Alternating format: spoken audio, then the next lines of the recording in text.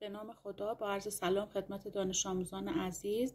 فصل 6 زیست 11 گفتار اول، ویژگی‌های یاخته گیاهی. اولین بحث در مورد دیواره یاخته هست و بررسی تفاوت‌های بین سلول‌های گیاهی و سلول‌های جانوری. بین سلول‌های گیاهی و جانوری 3 تفاوت عمده وجود داره. مهمترین تفاوت مربوط به دیواره سلولی هستش.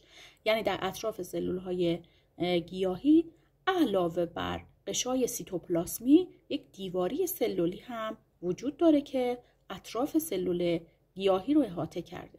مورد دوم وجود سبزدیسه یا کلروپلاست هستش به عنوان یک سلول اتوتروف که از طریق نور خورشید میتونه مواد عالی رو تهیه کنه با استفاده از آب و مواد معدنی.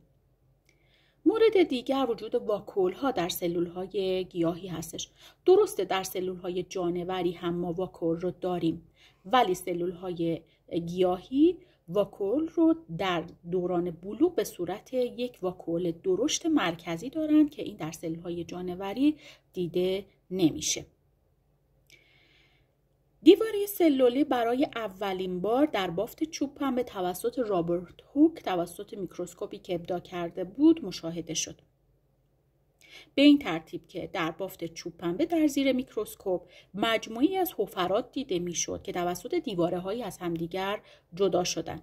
این دیواره‌ها همون دیواره‌های یاخته‌ای یا دیواره‌های سلولی بودند و تنها باقی مانده از یک یاخته گیاهی بودند که مردن و از بین رفتن و دیگر زنده نیستن، یعنی فعالیت‌های متابولیسمی انجام نمیدن.